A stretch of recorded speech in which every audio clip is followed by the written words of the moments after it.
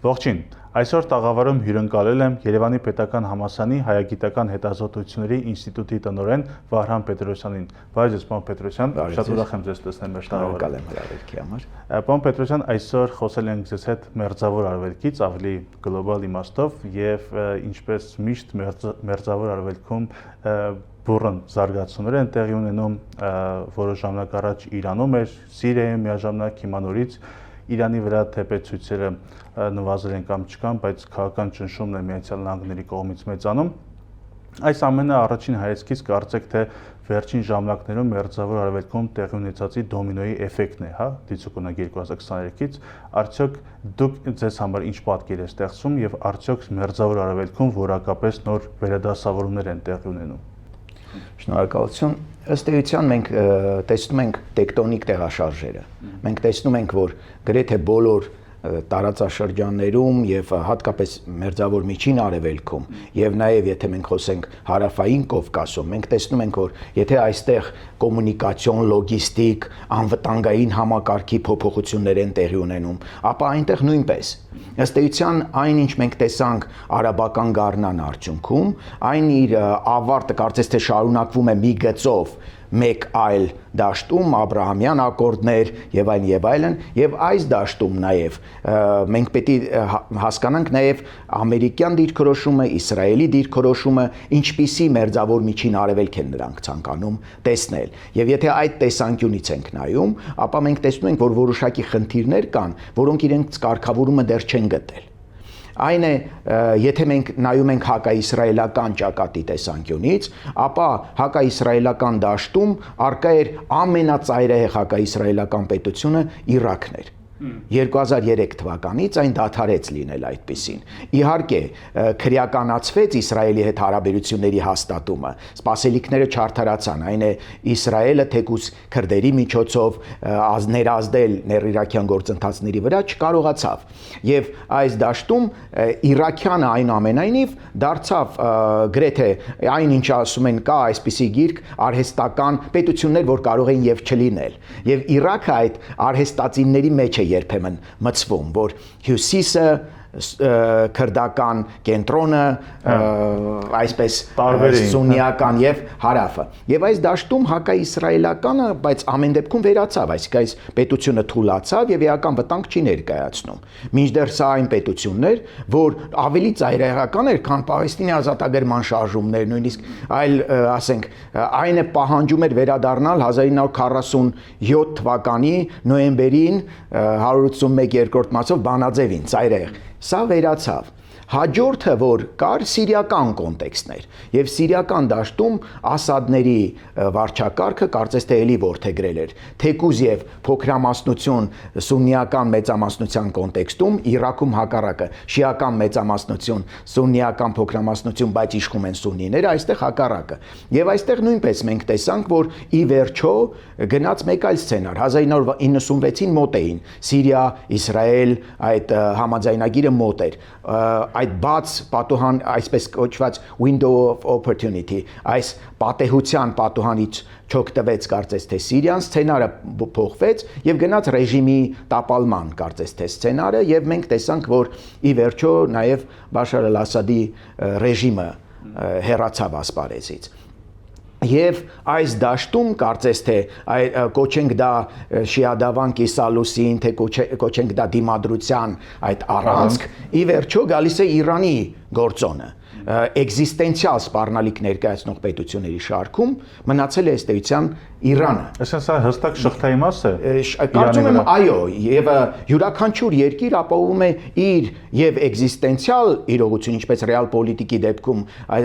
ռեալիզմի դպրոցի դեպքում նշվում է, որ յուրաքանչյուր պետության խնդիրը առաջին հերթին իր գոյության պահպանումն է եւ հետո այլ իրողություններ։ Այնպես էլ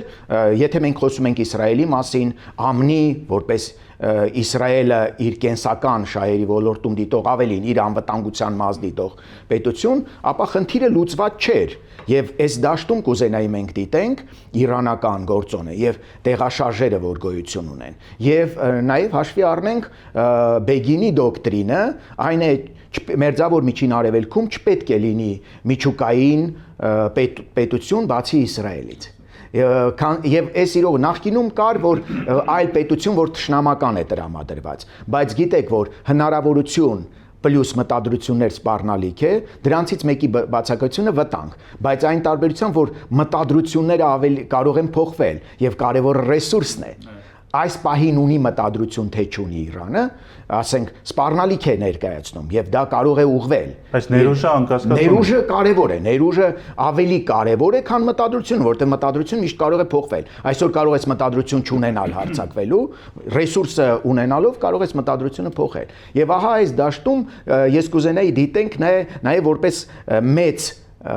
նկարի հատված իրանական իրողությունը մերձավոր միջին արևելքի այս դաշտում եւ դիտարկենք ոչ միայն սուննի, շիա, այլև Իսրայել, Իրան, ԱՄՆ, Իրան եւ նաեւ այսպես կոչված կոորդինատային դաշտում հյուսիս, հարավ եւ արևելք, արևմուտք դաշտում, որը Հայաստանի համար է կարծես թե ակտուալանում, որովհետև հյուսիս-հարավ եւ արևելք-արևմուտք տարբեր, այսպես ասած, գնահատման դաշտում են գտնվում։ Դա կոմունիկացիաներից էլ է երևում։ Այո։ Պարոն Պետրոսյան, հարցերը իհարկե շատ են, բայց դուք առանձնացնում եք հա մերձավոր արևելքում Իսրայելի գործոնը, նաեւ պլյուս Միացյալ Նահանգներ։ Արդյոք Իսրայելը հանդես է գալիս որպես առաջատար պետություն, թե մերձավոր արևելքում Իսրայելից բացի կան նաև այլ առաջատարներ, որոնք իսկապես գործոն են։ Իսրայելի գործոնը մի փոքր չափազանցություն չէ։ Չի ուզի ոչ գերագնահատենք, ոչ թերագնահատենք Իսրայելի գործոնը։ Իհարկե Իսրայելը, բայց մերձավոր միջին արևելքը ունի իր տրամաբանությունը։ Ես ինչու նշեցի Իսրայելից ոչ բացարձակեցնելու համար, նշելու համար, որ այստեղ այս գիծը ներկայումս ուղղակի դոմինանտ է դառնում։ Բայց ոչ Իսրայել պետության, այլ այս իրողությունը էգզիստենցիալ սպառնալիքի իմաստով, միջուկային խնդիրը, ԱՄՆ Իրան հարաբերությունների կոնտեքստը եւ նաեւ Թրամփի վարչակազմը, որ փոքրինչ այլ կերպ է դիտարկում իրողությունները։ Եվ իհարկե մենք ունենք տարբեր, եթե գլոբալ դաշտում դիտենք, ապա մենք կարող ենք տեսնել, որ Թրամփը փոխում է խաղի կանոնները նաեւ, ասենք Board of Peace-ի իրողությունը փոքրինչ այլ իրողություն է եւ այստեղ կարևորը ոչ թե դեմոկրատականն է եւ վտանգը մեր դեպքում բխում է այդտեղից, որտեղ մենք մեծ դիրքավորել ենք որպես դեմոկրատական պետություն, ի տարբերություն ավտորիտարների, ի տարբերություն այլ, ասենք տոտալիտար չասեմ, բայց ավտորիտար առնվազն պետությունների։ Եվ եթե բորդը միջազգային ինստիտուտների այն տրադիցիոն լիբերալիզմի դպրոցի ինստիտուտների նման չի։ Բորդը հուշում է, որ ֆինանսականն է կարևոր։ Սա Council of Peace չէ։ Կամ Union of այո, այստեղ կարևորը կայունությունն է, այստեղ կարևորը վճարունակությունն է, ինվեստիցիոն կարողություններն են եւ այլն։ Կարևոր չէ ինչպես են եկել իշխանության, կարևոր է բավարարում են ամնի շահերին թե ոչ եւ ընդհանուր կոմունիկացիոն, լոգիստիկ եւ այլ իրողություններով ու զարգացման տեսանկյունից։ Եվ այս դաշտում իհարկե նույնպես կարևոր է, որ բերվում է մեկ այլ հարթություն, որ անհրաժեշտ է, որ այս ուղիները աշխատեն, անհրաժեշտ է, որ սա լինի, թե ինչպես ես դրան կհասնեմ, այլ խնդիր է եւ երկար լուծելու ժամանակ չի տրվում խնդիրներին։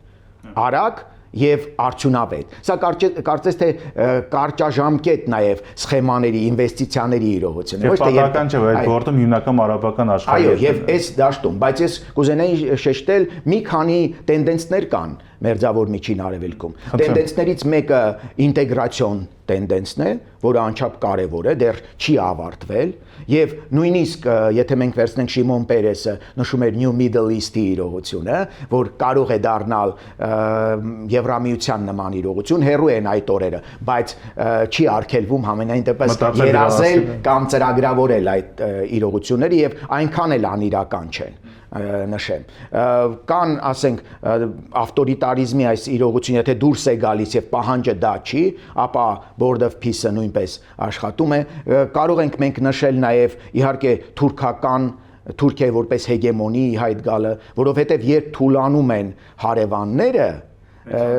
թույլ հարևանը օրնություն է ուղղակի։ Եվ այս իրողությունը, եթե անկայունությունը չի բերում այդ մեծ սպառնալիքներ եւ այլն, հումանիտար աղետի իմաստով, բայց տեսեք, Իրաքի դեպքում Թուրքիան շահեց, Սիրիայի դեպքում շահեց, նույնիսկ Իրանի դեպքում է շահում եւ դառնում է միանշանակ հեգեմոն։ Եվ արդեն ծրագրերը, որոնց մենք կարող էինք վերաբերել հեգնանքով 1990-ական թվականներին,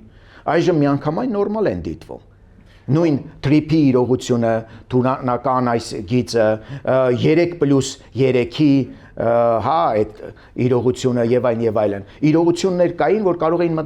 լինել համարվել անմտածելի, բայց ներկայումս միանգամայն մտածելի են, ինչպես անգլերեն հնչում է thinkable, այսպես։ Պարոն Պետրոսյան, ընդհանրապես կարծիք կա, որ Միացյալ Նահանգները այնպիսի քաղաքականություն է վարում մերձավոր արևելքում, որ այլևս չի պատրաստվում փորձում է կենտրոնանալ դիցուք Չինաստանի վրա եւ այլևս չի փորձում անձնապես ներգրավել մերձավոր արևելքում, այլ այդ ազդեցությունը փորձում է կամ պատվիրակելու է տարածաշրջանի պետություններին, նշում է նույն Իսրայելի գործոնը, Թուրքիայի գործոնը։ Կա այսպիսի տենդենս, թե Board of Peace-ը իրենով հակասում է այս գաղափարին։ Տեսեք, բազմաթիվ պետություններ, որ ԱՄՆ-ի հետ հարաբերությունների մեջ են, պիտի հաշվի առնեն, նաև մենք պիտի հաշվի առնենք, որ կա այսպես կոչված ապակե առաստաղը։ Ապակե առաստաղը սոցիոլոգիական տերմին է, որ նշում է, որ կարծես թե երևում է հեռանկարը, կարծես թե առաստաղ եւ հեռանկարը երևում է, կարծես թե արգելք չկա, բայց ապակի է, որը քեզ խանգարելու է հասնել այդ գագաթին։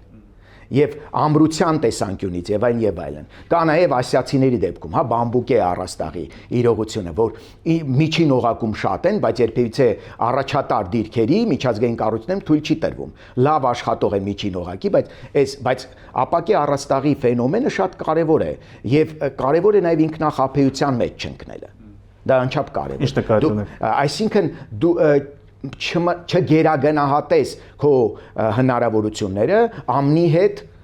հարաբերությունները զարգացնելու գործընթացում։ Ինչպիսին է լինեն օրինակի համար հայ-ամերիկյան հարաբերությունները,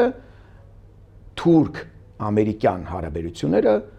ավելի նախապատվելի են։ Եվ այս իրողությունը, դենց պատվիրակելու ձեր իրողությունն եմ ասում, եթե պատվիրակելու ֆենոմենն է, այսինքն ինչպիսին է ցանկանում տեսնել ԱՄՆ Հայաստանը ցանկանում է տեսնել իհարկե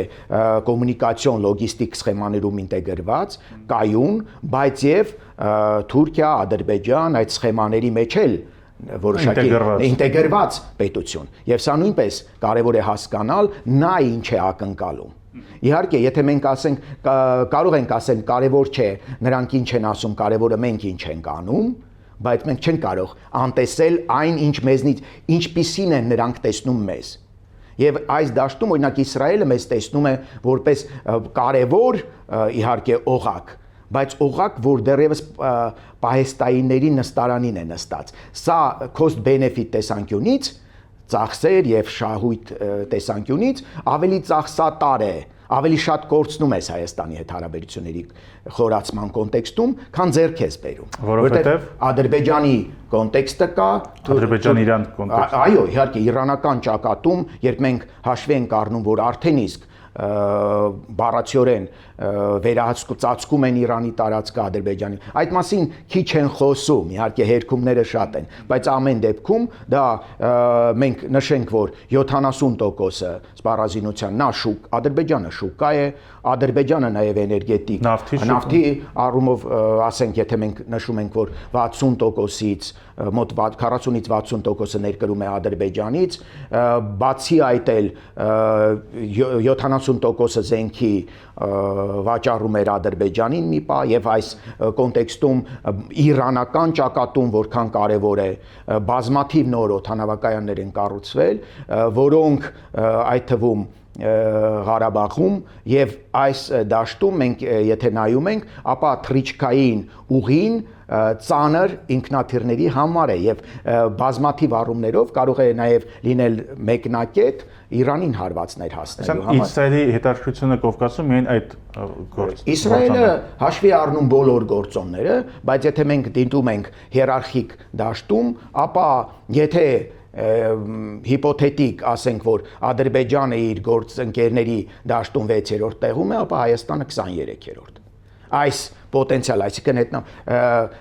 այս դեռևս սառեցված ակտիվ է, ինչպես կասեին իսրայելցիները։ Շատ կուզեի վերադառնալ Իրանի գործոնին։ Դուք նշեցիք, որ շղթայի մաս է նկատեմ այդ Իրանի թիրախավորումը։ Այս շղթան կարող է այսպես ասած նույն հաջողությունը բերել հակառակ կողմի համար, հաշվի առնելով նախադեպերը, թե Իրանը ի վերջո որակապես լրիվ այլ պետություն է, այլ խորությամբ բազմաշերտ է։ Տեսեք, Իրանի կոնտեքստում ներկայումս եթե իրադրության հետ կապված ասենք, ինֆորմացիոն վակուում է եւ բոլոր տվյալներին պետք է վերաբերել խիստ կասկածամտորեն։ Ասենք այն զոհերի քանակ, այս իրողության եւ այլ իրողության։ Հստակորեն կարելի է ասել մի առնվազն 3 իրողություն, որ առաջինը Իրանի վարչակարգը չի կորցրել իր լոյալության հենքը։ Այն է ներքին, եթե արտաքին միջամտությունը մի պահ թողնենք, ներքին այս իրողությունները, զարգացումները չեն կարող բերել հեղափոխության։ Ես մեկ առիթով նշել եմ, որ հեղափոխությունները մարաթոն են, ոչ սպրինտերային վազք։ Դրա համար անհրաժեշտ են որոշակի իրողություն։ Նույնիսկ եթե մենք հաշվի ենք առնում, որ յուրաքանչյուր 5 տարվա ընթացքում քանի, նույնիսկ 2-3 տարվա ընթացքում ցույցեր են տարբեր կարգախոսներով է լինում, միևնույն է քրիտիկական այդ մասան չի հավաքվում, որ բավարար լինի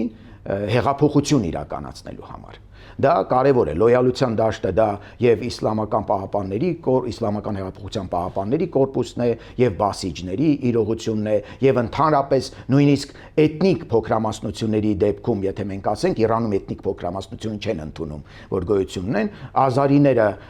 նույնպես պատվար են, երկակի դեր ունեն, ազերի են կասում, ազարի, հա, իրենց կոնտեքստում։ Այս դաշտում նաև իշխանության կողքին են կապիտալը շատ է իրենց ձեռքում եւ կորցնելու շատ բան ունեն, ինչպես իմ նշած այդ կառույցներում եւ քրդերի դեպքում նույնիսկ շատ խոսում են, որ ինքնավարություն են ուզում, չեն ուզում անկախություն եւ դաշտն էլ բավականին անկայուն է, Ուրմյան ներկայումս ադրբեջանական բնակ է դառնում, յուրաքանչյուր փոփոխություն կբերի ազարիներ, քրդեր հակասությունների, այսինքն այս իրավիճակը կարծես թե դեռ չկա, քանի դեռ չկա ումով փոխարինել դրսի դեպքում, քանի դեռ չկա այն տեսլականը ինչ է լինելու հաջորդ օրը, չի կարող լինել։ Բայց Իրանը ինքն իրենով շատ ավելի լուրջ պետություն չէ, արդյոք այո, ասենք բնականաբար յուրաքանչյուր պետության դեպքում մենք ասում ենք, որ տարբեր դեպքեր են, չէ՞ լինում, ասում ենք Սիրիան Իրաք չի, Իրանը Սիրիա չի, ինչ որ իրողություններ կլինեն, բայց ես վստահ եմ, որ ամեն դեպքում Իրանում ինչ էլ տեղի ունենա, դա չի լինելու իրաքյան սցենար, դա չի լինելու սիրիական սցենար, չի լինելու վենեսուելական սցենար։ Դրանք բոլորը հեռու են Իրանից, բայց լինելու է իրանական սցենար։ Յուրահատուկ, ես չէի ուզի կներեք ընդհատելու եմ, ես չէի ուզի, որ մենք խոսենք մոդելներով, որ ահա այս մոդելն է։ Ոչ մի մոդել մյուսի դեպքում կիրառելի չէ։ Ես հենց դա էլ էի ուզում շեշտել, նկատի ունեմ, որ հաշվի առնելով Իրանի ամրությունը, գուցե Իրանի վրա ճնշումը բերի ոչ թե փլուզման, այլ ավելի ձգձգի կոնֆլիկտը կամ լարվածությունը տարածաշրջանում, այսինքն պերմանենտ լարվածության հանգիստի։ Հյուծման, այդ մեկուսացման եւ կաշկանդվածության այդ իրողությունը մի իրողություն հստակ է։ Դեռ սրանից 10 տարի առաջ Foreign Affairs ամսագրում իրար ետևից տվեցին երկու հոդվածներ, մեկը Time to Attack Iran, երկրորդը Not Time to Attack Iran։ Խորհուրդ կտամ ուղղակի ովքեր նույնիսկ հետո ռետրոգնոստիկ տեսանկյունից նայեն։ Եվ այդտեղ դեռ այդ ժամանակ խոսվում էր այն մասին, որ կոնկրետ հարվածելը կմոբիլիզացնի բազմաթիվ մեծ ռեսուրսներ են ներդրվել օպոզիցիային, այսպես ասած, ուժեղացնելու, հզորացնելու համար, բայց արտաքին միջամտության դեպքում իրանական ընկալումը այն է, որ ժողովուրդը մոբիլիզացվում է ընդդեմ արտաքին եւ հակառակն է լինում, այսինքն դու կորցնում ես քո ինվեստիցիաները ըստ էության, դու կորցնում ես հնարավորությունը։ Եվ այս պահին էլ հարվածը չհասցվեց ոչ Իսրայելի կողմից, Իսրայելը առանձին թեմա է, որտեղ Իրաքի դեպքում էլ ժամանակին Իսրայելը պատրաստ էր արվածել, ԱՄՆ թույլ չտվեց, որտեղ Իսրայելի ցանկացած արված բոլորովին այլ արձագանք է բերում։ Նույնիսկ սուննիական աշխարհում, որ խնդիր ունի, արաբական Պարսից ծոցի արաբական պետությունները նույնիսկ դիտում են դա որպես վտանգավոր իրողություն։ Այո, մոբիլիզացնում է ավելի շուտ իսլամական արդեն դաշտում։ Եվ սա կարևոր իրողություն է։ Եվ այս դաշտը ես կուզենայի մենք հաշվի առնենք, որ այո, մոբիլիզացիոն իրողությունը կա։ Բացի այդ, եթե կար Սիրիայի ռեակտորին հարվածը ժամանակին դրանից առաջ իրաքյան ռեակտորին հարվածը, չէ՞, միջուկային, եւ դա անցնում էր աննկատ կարող էր, որովհետեւ Իսրայելը թույլ էր տալիս նաեւ այդպես լինի, այսինքն լրել face saving ձևով, որպեսզի կարողանան հերքել սիրիացիներ, որ դա տեղի ունեցել։ Եվ մի կետում էր լինում, հիմա ցրված են միջուկային օբյեկտները։ Եվ Իրանի դեպքում էլ հարվածը, եթե նպատակ օրինակ միջուկային պոտենցիալի վերացումն է, լիովին վերացնել հնարավոր չէ։ Ինժեներներին եւ գիտնականներին վերացնելով էլ այդ գիտելիքը չի վերանա, որովհետեւ այստեղ կարեւոր ես կուզենայի մոտեցումը լինել հետեւյալը, այդ հարվածով ինչ խնդիր են լուծում։ Այդ հարվածով այս պահին խնդիր չի լուծվում։ Եթե ցույց տալն է, որ մենք ձեր կողքին կանգնած ենք, ապա հակառակ էֆեկտը կարող է լինել մոբիլիզացիոն իրողությունը։ Փաստը այն է, որ պատժամիջոցների տակ եւ գնալով ծանրացող պատժամիջոցների տակ ավելի վտանգավոր զարգացումներ են լինում։ Այս հարվածի վտանգն ինքնին կարող է ստիպել որևէ համագործակցության Իրանին Միացյալ Նահանգների հետ։ Իրանը բազմիցս հայտարարում է, որ պատրաստ է բանակցությունների։ ԱՄՆ նույնպես երկիմաստ իրադրության մեջ էր, որովհետև այն ցույցերի, երբ ցույցերը գագաթին էին հասել մի պահ, եւ Կրոնպրինցի հայտարարությունները եւ այլն, կարծես թե արդեն պատրաստ լավատեսություն էր նրա մոտ առաջացել, միևնույն է ԱՄՆ նույնպես երկիմաստ իրադրության մեջ էր։ Մի կողմից բանակցելը կարծես թե թույլ է տալիս թույլ կողմից կորզել դիվիդենդներ, մյուս կողմից կարծես թե լինում է մեկ այլ սցենար, որ դու ցույց ես տալիս, որ օգտագործել ես այդ շարժումները պարզապես եւ այլևս դու կորցնում ես այդ ռեսուրսը ապագայում օգտագործելու հնարավորությունից։ Կարծում եմ ԱՄՆ նույնպես դեռևս վճռական այդ որոշումը կայացված չէ հարվածների հետ կապված։ Երկու իհարկե կարող է հնչել այն թե հարցը այն չէ թե կհարվածեն թե ոչ, այլ երբ կհարվածեն այս իրողությունը, բայց պատուհանը նույնպես բաց է կարծես թե։ Ես այստեղ կուզենայի իդեպ անդրադառնանք հյուսիս-հարավ, հա, իրողությանը։ Անվտանգային, եթե մեր դաշտում ենք դիտում, Ռուսաստանի դաշնություն, Իրան այս գիծը պատժամիջոցն Ռուսաստանը պատերազմի մեջ, Իրանը այս ցույցերի տարածաշրջանային զարգացումների այս թուլացման այդ միտումը կա եւ այս շղթան է թուլանում։ Եվ այս արևելք-արևմուտքի դեպքում Ադրբեջան, Թուրքիան չէ միայն, այս արևելք-արևմուտքում կարծես թե տեղավորվածը չէ, որ գիծը պիտի շարունակվի Եվրամիություն եւ նաեւ ամերիկյան կոնտեքստում, այստեղ էլ կարծես թե այն ինչ ցանկանում են տեսնել, քո ինտեգրվելն է այդ սխեմայի մեջ։ Բայց որքանով է սա հնարավորություն տալու օրինակի համար մեզ դիրքավորվել դաշտում, ես կուզենայի շեշտել, որ ռեալիզմի դպրոցի տեսանկյունից ոչ ոք չի կարող քեզ տալ անվտանգության երաշխիք։ Բառացիոն ոչ մի պետություն։ Մեկ տիրոջ իրողությունը մենք արդեն իսկ հասկանում ենք, որ չի գործում։ Այո, եւ ես կարծում եմ, որ պիտի աշխատի նոր դոկտրին, այն է, եթե կարելի է այդպես հայեցակարգային անվանել, այն պիտի լինի անվտանգության մոզաիկը։ Այսինքն դիվերսիֆիկացիոն գործընթաց բոլորի հետ։ Այո, բայց հավաքես դա խճանկարի նման։ Շարիաթ համադրես, հա։ Բոլորի եւ այնպես պիտի սա հմուտ խաղ է պահանջելու մեզնից, շատ բարդ, բայց ոչ անիրականանալի, ոչ միայն այստեղ շահարկելն է Իրանի գործոնը արևմուտքի հետ կոնտեքստում, Ռուսաստանի գործոնը արևմուտքի եւ իրանական, այսինքն չլինել այնպիսին, չգործել, որ իրանական դաշտում հակաարևմտյան կոնտեքստում, արևմտյանում հակաիրանական դաշտում, սա Եվի իրողությունը բազմիցս մենք ձախողել ենք, բայց պիտի այս անգամ առնվազն այդ մոզաիկան անվտանգության հավաքվի։ Սա առնվազն պիտի մեզ բերի նրան, որ ուժային կենտրոնների համար եւ ոչ մեկի համար ձեռնտու չլինի Հայաստանի կլանումը, օրինակ Ադրբեջանի կողմից։ Եվ այդ սխեմաների մեջ որպես տրանզիտային օղակ, եթե կարելի ասել, մենք բոլորս հասկանում ենք, որ Ադրբեջանի հիմնական նպատակը Հայաստանը ռեզերվացիայի վերածելն է։ հայերի ռեզերվացիայի վերածելն է։ Այն է դու դադարում ես լինել, դու աշխարհագրական, հա, կոնտեքստում լինելն է։ Կարևոր չէ, այս դեպքում պիտի ասեմ, որ կարևոր չէ նրանք ինչպես են պատկերում, կարևորը մենք ինչպես ենք գործում։ Եվ այդ մոզաիկան հավաքելը հաշվի առնելով նաև ապակե առաստաղները անչափ կարևոր է։ Այս շատ կարևոր թեմայի անդրադարձակ դիտարկումներով այս անվտանգային մոզաիկը մենք կարող ենք դիտարկել նաև թրիփը եւ ապահով հանգրվանի հասցնել։ Տեղավորվում է թրիփ գաղափարը։ Միանշանակ տեղավորվում է, իրագործման մանրամասներն են կարևոր։ Իհարկե մենք ունեցել ենք եւ օգոստոսյան իրողությունը եւ հետագա զարգացում ունեցանք, այսպես տոկոսային հարաբերությամբ կիսելը եւ այն, բայց այստեղ կարեւոր է նաեւ, որ եղել է նաեւ հանդիպում Թրամփի վարչակազմի ադրբեջանական կողմի հետ Դավոսյան հանդիպումը, այստեղ պետք է բոլոր բանաձևի բոլոր անհայտները մեզ համար պիտի լինեն հասկանալի եւ բացահայտված։ Բայց այդ գաղափարը մենք այսին կարող ենք տեղավորել։ Կարող ենք տեղավորել, կարծում եմ, եւ տեղավորել այս դաշտում դա ըստ էության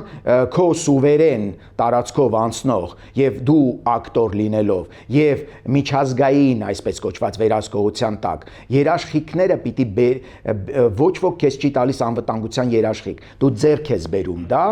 տարածաշրջանային այդ պրոյեկտներում լինելով, երբ լինում ես անփոխարինելի։ Եվ օրինակի համար նույն Վրաստանի համար մենք ներկայումս ուղիղ մրցակից ենք։ Նա կորցնում է իր մոնոպոլ դիրքերը եւ մենք պիտի հասկանանք, որ իհարկե տեղավորվելը շարունակել վճարել բարձր ռենտա մոնոպոլ կոնտեքստի համար, շարունակել պարզապես անվանել։ Մենք նաև շնչափող ենք ուրիշի համար։ Մենք պետք է դա հաշվի առնենք, օրինակ Իրանի համար։ Եվ ես մեկ առիթով նշել եմ, որ Իրանի դեպքում թուլացած երբեմն ասում են թուլացածը չի կարող, թուլացածը ավելի ընկալունակ է լինում քո կենսական շահերի նկատմամբ, որովհետև իր համար էլ ժամանակ չկա խաղեր խաղալու։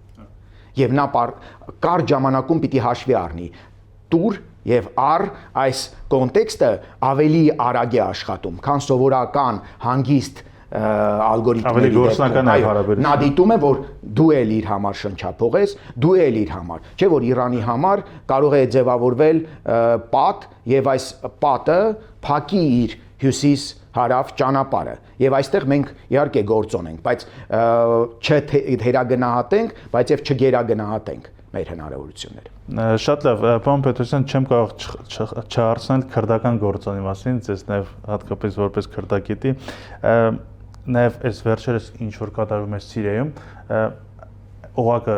լրջորեն սեղմվում է քրդերի շուրջ, այսինքն ստիպում են ինտեգրացիա եւ այլն։ Այսինքն կարող ենք ասել, որ քրդական հարցը, հա մենք որ անդադ կարդում ենք, ուսումնասիրել ենք քրդական հարց անդադ ասում ենք, որ քրդական հարցը ու կամաց դուրս է գալիս հա շրջանառությունից։ Կարող ենք նման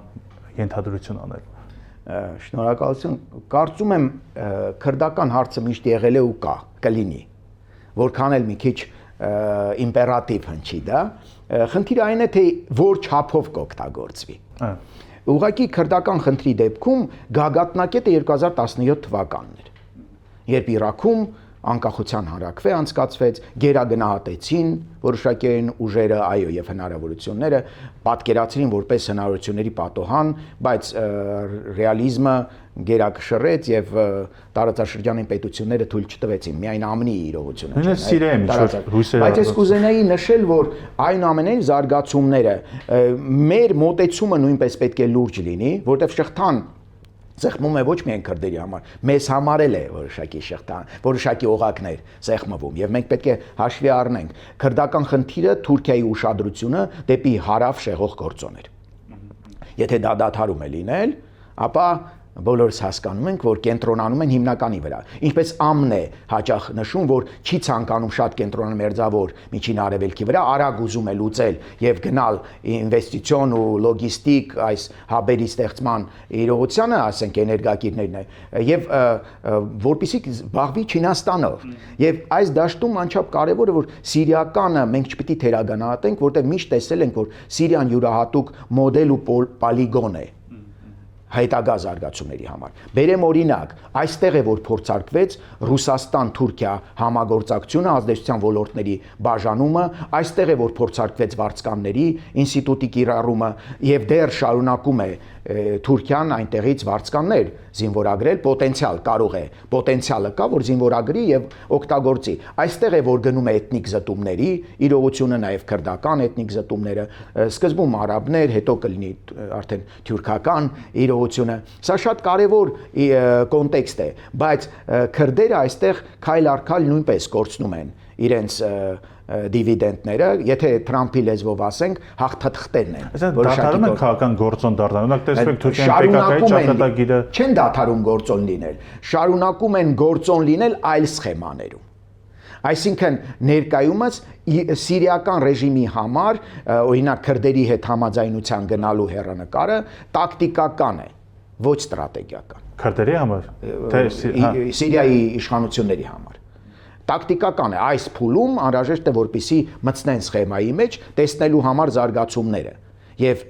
հաշվի առնելու, որ այլ մարտահրավերներ նույնպես կան։ Քրդական զարգացման դեպքում համենայն դեպս այնինչ ասում էին, որ քրդական ինքնավարություն կստեղծվի եւ այն Ռոժավայի ինքնավարությունը, բազմաթիվ իմ քուրդ գործընկերներ լավատես են այս հարցում։ Ես իրատես եմ։ Իրատեսությունը ինչ է հուշում։ Իրատեսությունը թելադրում է, որ այս պահին քրդերը պետք է մտնեն որոշակի ապահով անձրևանոցի տակ, մտնեն որոշակի սխեմաների մեջ, չգնան առճակատման, եթե դա չի բխում իրենց շահերից։ Իսկ բազմաթիվ սխեմաներ, որոնցում ցանկանում են ներգրավել, միայն ժամանակային, այսպես։ Գիտեք ինչ, ես կարևորում եմ մեկ իրողություն, որ սովորաբար երբ շինարարություն ես անում, քանդող բրիգադը առանձին է գալիս, կառուցողը առանձին։ Եվ երբևիցե քեզ չեն, եթե դու քանդմանն ես ներգրավել կամ մասնագիտանում ես դրա մեջ, քեզ շինարարության մեջ չեն ներգրավում։ Եվ այս իրատեսությունն է, որ պետք է հասկանան կառուցողական մոտեցումը։ Իրաքյան կոնտեքստում այդ կառուցողական մոտեցումը կարծես կա։ Իրանական կոնտեքստում, որքան էլ զարմանալի թվա, Իրանի քրդական կուսակցությունները, լինի դա Իրանի Քուրդիստանի դեմոկրատական կուսակցություն, լինի Կոմալա, լինի Պեժակ եւ այլն, ավելի իրատեսական են մոտենում այս դաշտում։ Եվ իհարկե գործունեությունը ակտիվացնում են, բայց երբևիցե չեն հայտնվում կրակագծում։ Շատ շնորհակալություն զրույցի համար, պարոն Պետրոսյան։ Շնորհակալություն։ Հարգելի հետևորդներ, հիշեցնեմ, որ զրուցում էի Երևանի Պետական Համալսարանի Հայագիտական հետազոտությունների ինստիտուտի տնօրեն Վահրամ Պետրոսյանի հետ։ Շնորհակալություն, կհանդիպենք։